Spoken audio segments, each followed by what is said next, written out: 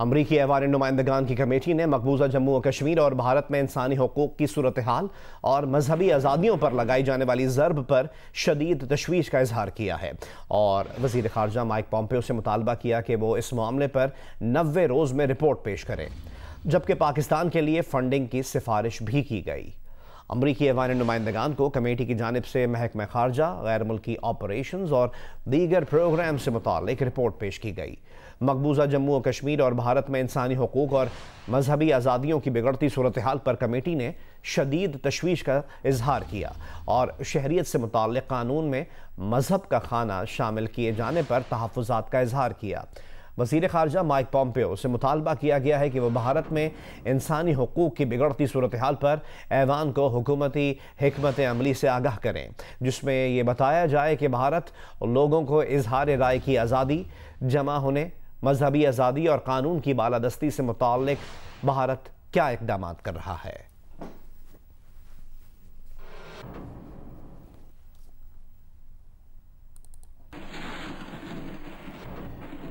सिंध हुकूमत ने सूबे में कोरोना के बायस लॉकडाउन में 15 अगस्त तक तौसी कर दी, जबकि दूसरी जानिब शहर में के इलेक्ट्रिक की जानिब से लोड शेडिंग का सिलसिला जारी है। सिंध हुकूमत की जानिब से लॉकडाउन में 15 अगस्त तक तोसी कर दी गई है। शहर में मार्केटें शाम 7 बजे तक खुली होंगी। शाम 7 बजे के बाद मार्केटों को खुलने की इजाज़त नहीं होगी। रेस्टोरेंट्स पर सिर्फ जो है वो पार्सल ले जाने की इजाज़त होगी। रेस्टोरेंट्स पर, होटल्स पर बैठकर खाने की इजाज़त बिल्कुल भी नहीं होगी। हुकूमत की जानिब से शहरियों से ये अपील की जा रही है कि लॉकडाउन के दौरान घरों पर रहें, लेकिन के इलेक्ट्रिक की जानिब से शहरियों को जो हाल किया गया है, शहरी दिन तो क्या रात में भी अपने घरों से बाहर बैठने पर मजबूर हैं। इसके अलावा वो इलाके जहाँ बिलिंग जो है वो तकरीबन पूरी है, वहाँ पर भी के इलेक्ट्रिक की जानिब से एलानिया और गैर एलानिया लोड शेडिंग का सिलसिला जारी है। हुकूमत ऐसा लगता है कि के इलेक्ट्रिक के सामने मजबूर है और के इलेक्ट्रिक हुकूमत का कोई भी हुक्म मानने के लिए तैयार नहीं। शहरियों का कहना था कम अज़ कम गर्मियों में तो पूरी बिजली फराहम की जाए ताकि वो अपने बच्चों के साथ दिन रात अपने घर में सुकून से ज़िंदगी बसर कर सकें। कराची में बिजली की तवील लोड शेडिंग जारी है। के इलेक्ट्रिक की बदतरीन कारकर्दगी पर एहतजाज करने वाले शहरी हुकूमत से मायूस हो गए। न्यू कराची, मलीर, लांडी, गुलिस्तान जौहर, कोरंगी और सुरजानी टाउन में हर 1.5-2 घंटे बाद 2.5 घंटे का ब्रेक डाउन। बाज़ इलाकों में मेंटेनेंस के नाम पर सुबह से शाम तक या रात से सुबह तक बिजली गायब रहती है। सनती इलाकों में भी तवील लोड शेडिंग की शिकायत हैं। बिजली के बगैर शहर में जिंदगी का हर शोबा जाम होकर रह गया है। कराची में तवील लोड शेडिंग हो रही है। मुस्तस्ना इलाकों में भी लोड शेडिंग की जा रही है।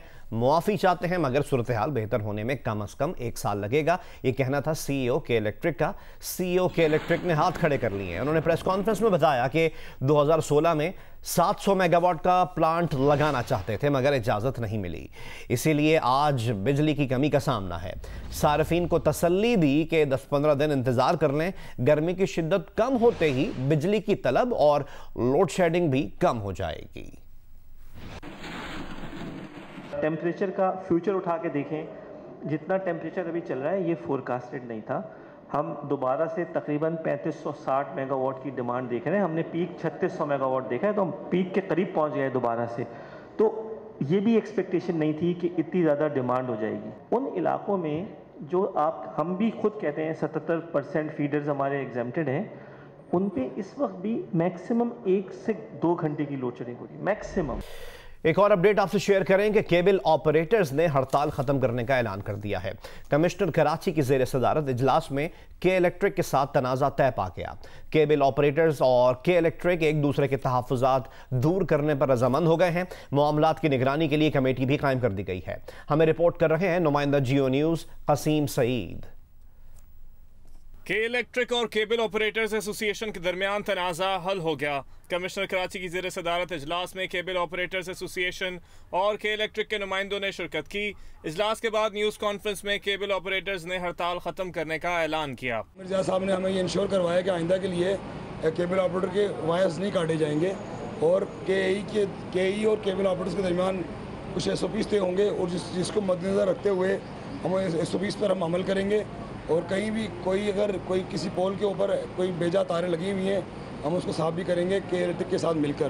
केबल ऑपरेटर्स अपनी हड़ताल को वापस लेने का ऐलान करते हैं। कमिश्नर कराची इफ्तिखार शलवानी ने बताया कि बिजली के पोल्स पर केबल वायर के तनाज़े के हल के लिए दोनों फरीकैन पर मुश्तमिल कमेटी बना दी है, ताहम शहरियों की के इलेक्ट्रिक के खिलाफ शिकायत का वो कोई वाज़े जवाब न दे सके। तफसील में आप लोग जो हैं वो आपके इलेक्ट्रिक से कर सकते हैं सवाल। इस वक्त हमने ये जो मसला सिर्फ ये था हड़ताल का, वो इंशाल्लाह हमने रिजॉल्व कर दिया है। के इलेक्ट्रिक ने मौके इख्तियार किया कि उनके लिए शहर की हिफाजत अहम है।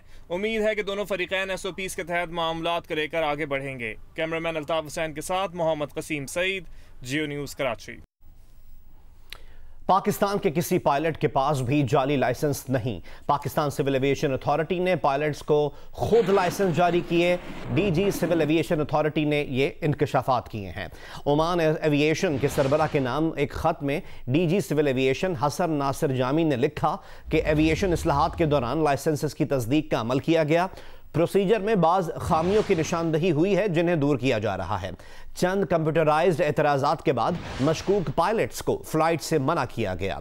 ख़त में मौक़िफ़ इख्तियार किया गया है कि बैरूनी दुनिया से अब तक 104 पायलट्स के लाइसेंस की तस्दीक के लिए राब्ता किया गया। इन 104 पायलट्स के लाइसेंस की तस्दीक हो चुकी है।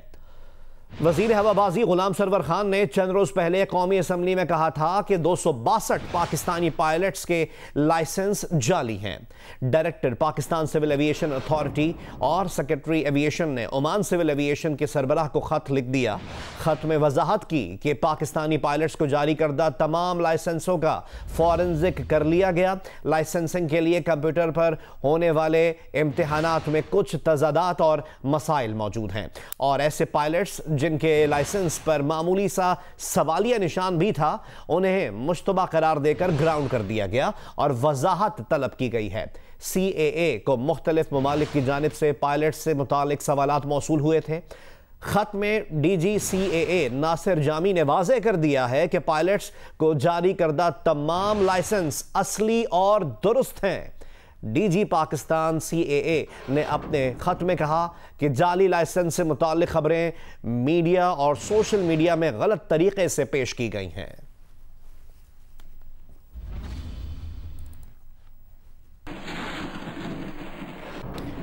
पायलट्स की एसोसिएशन पाल्पा ने कहा है कि CAA की जानिब से पायलट्स के लाइसेंस क्लियर करार देना हमारे मौक़िफ़ की जीत है।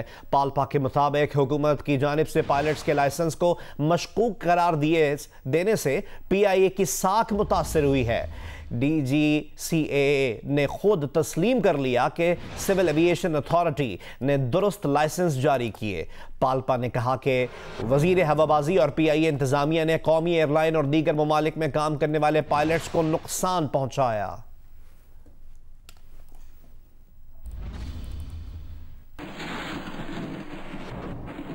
तर्जुमान PIA ने कहा है कि सिविल एविएशन अथॉरिटी ने कौमी एयरलाइंस के 85 पायलट्स के लाइसेंस का ताहाल कोई फैसला नहीं किया है।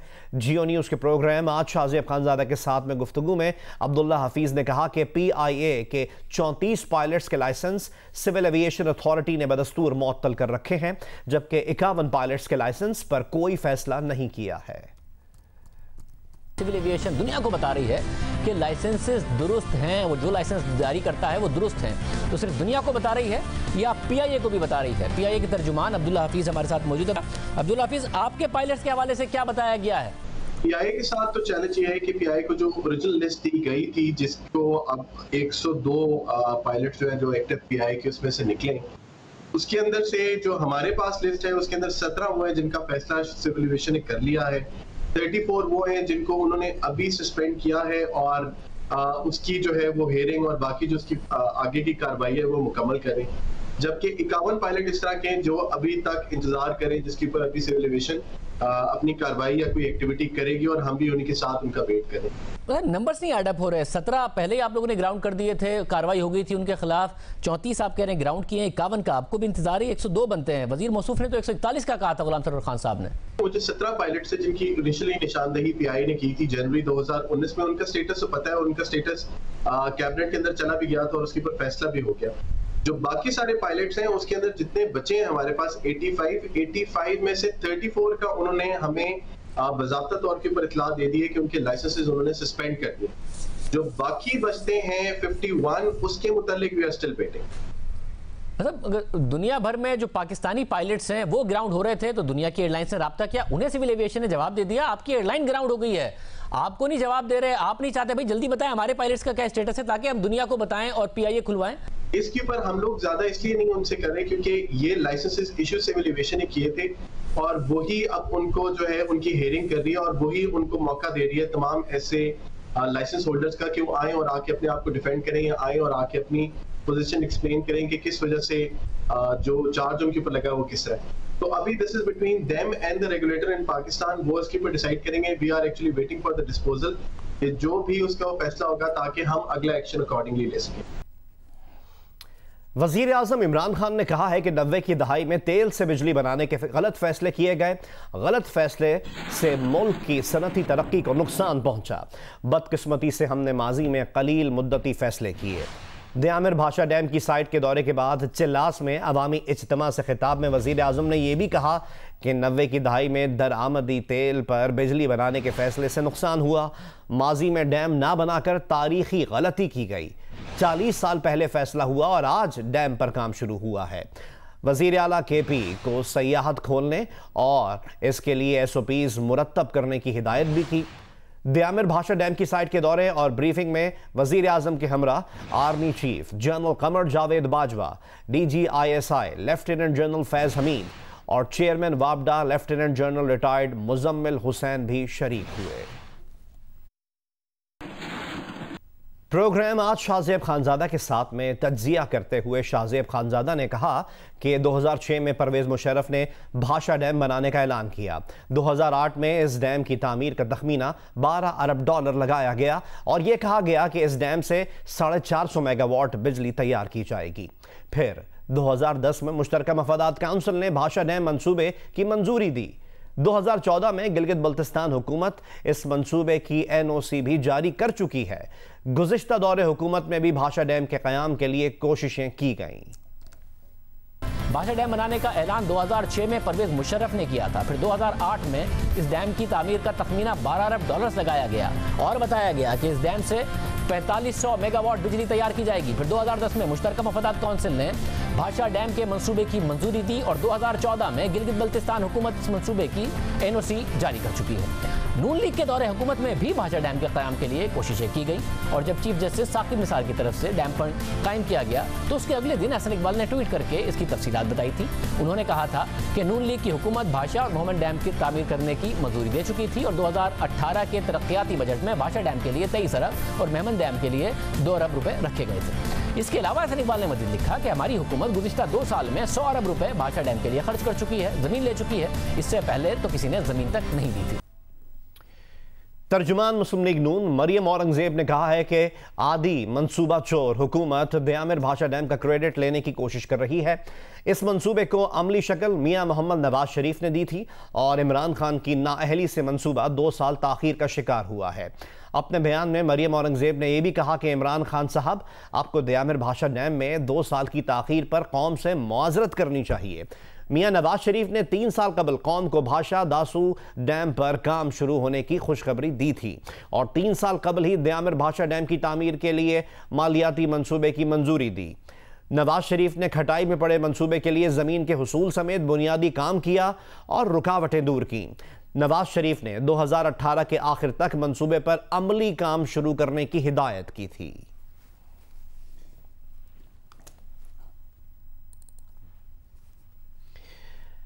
वज़ीर आज़म के मुआविन ख़ुसूसी डॉक्टर शहबाज गिल ने कहा है कि मरियम औरंगज़ेब का बस चले तो वो पाकिस्तान बनाने का क्रेडिट भी मियां साहब को दे दें। अपने बयान में डॉक्टर शहबाज गिल ने कहा कि डैम बयानात से नहीं अमली तौर पर काम से बनता है, जो इमरान खान ने शुरू किया। मियां साहब ने तो एशियन टाइगर भी बनाने का ऐलान किया था, कर्ज उतारो मुल्क सवारों के ख्वाब भी दिखाए थे, फिर उस पैसे से अपनी नस्ल संवारने लगे। मुशर्रफ का मुकाबला करने का ऐलान करके मुआफ़ी मांगकर जद्दा भी भाग गए थे। ऐलान तो आपने इनकलाबी होने का भी किया था, फिर शहबाज शरीफ को डील की भीख मांगने भेज दिया। ऐलान तो असम्बली में भी किया था कि ये हैं वो ज़राए, और फिर अदालत में उसी ऐलान को सियासी कह दिया। 110 रुपए में फरोख्त किया जा रहा है। इसकी तफसीलात हम जानते हैं हामिद शेख की इस रिपोर्ट में। हैदराबाद में डेयरी मालिकान ने रातों रात खामोशी के साथ दूध की कीमतों में मनमाना इजाफा करके दूध की कीमत 97 रुपए से 112 रुपए फी लीटर तक पहुंचा दी। इस सूरत हाल पर इंतजामिया हरकत में आई और जुर्माने भी आयद किए, लेकिन दूध आज भी कई इलाकों में 100 रुपए से जायद फी लीटर में फरोख्त किया जा रहा है। ये कहते हैं कि मतलब दाना महंगा हो गया, दाने वाले बोलते हैं कि आगे से महंगा हो गया। गरीब आदमी ने क्या कसूर किया? दूध की बहुत तकलीफ है हमें, छोटे छोटे बच्चे हैं घरों में, 120 रुपए दूध मिलता है। गवर्नमेंट ने हमारे बच्चों से दूध भी छीन लिया, अब हमारे बच्चों को हम क्या पिलाएं? दूसरी जानिब डेयरी मालकान बाड़ा मालकान को सामने ले आए, जो कहते हैं कि दूध 100 रुपए फी लीटर से कम में फरोख्त करने के सिवा कोई चारा नहीं। हमें रेट नहीं मिल रहा और जो हम चीज़ें खरीद कर रहे हैं वो बड़ी महंगी हो गई हैं और दूध हमारा बिल्कुल जो है 97 रुपये में जा रहा है, हमें बड़ा नुकसान हो रहा है। 124 रुपये जब तक नहीं मिलेगी तब तक हम जो है ना ये आगे नहीं बढ़ सकेंगे इस कारोबार में। जिला इंतजामिया के अफसरान सिर्फ दूध ही नहीं, अशिया खुर्दनोश की कीमतों को मुस्तहकम रख कर शहरियों को रिलीफ फराहम कर सकते हैं। शर्त सिर्फ रेट कायम करने की है। कैमरामैन काजी शकील के साथ हामिद शेख, जियो न्यूज़, हैदराबाद। फैसलाबाद में कुर्बानी के जानवरों के लिए कायम की गई आर्जी मंडियों में जानवरों की खरीदो फरोख्त शुरू हो गई है। इन मंडियों में जानवरों की कीमतों और कोरोना वायरस से बचाव के लिए तयशुदा SOPs पर अमल दरामद की क्या सूरत हाल है, ये बता रहे हैं इरफानुल्लाह। फैसलाबाद जिली इंतजामिया ने मास्क के लाजमी इस्तेमाल और समाजी फासलों को बरकरार रखने की शराइत पर 13 मुकामात पर कुर्बानी के जानवरों की खरीदो फरोख्त के लिए आर्जी मंडियां कायम की हैं, जहां जानवरों की आमद शुरू है और ख़रीदारों को जानवरों की कीमतें ज़्यादा होने और SOPs पर अमल दरामद ना होने की शिकायत है। जैसे SOPs के बारे में हमें बताया गया था, कोई अमल दरामद नहीं है। मैंने मास्क पहना हुआ है, 10 लोग वैसे ही जा रहे हैं। जानवरों के व्यापारियों का कहना है कि मंडियों में जिन सहूलतों का वादा किया गया वो पूरा नहीं हुआ। कोरोना वबा की वजह से खरीदार भी कम हैं। सर मंडी तो लग गई है, कोरोना वायरस की वजह को गाहक नहीं आ रहा, गाहक आंदा ये तो घट रेट से मंगते। खरीदार मुआशी मंडियों में SOPs पर सख्ती से अमल के ख्वाह हैं, तो व्यापारी जिली इंतजामिया की जानिब से अपने और जानवरों के पीने के लिए पानी और बिजली की सहूलत की फौरी फराहमी चाहते हैं। कैमरामैन अली असलान के साथ इरफानुल्लाह, जियो न्यूज़, फैसलाबाद।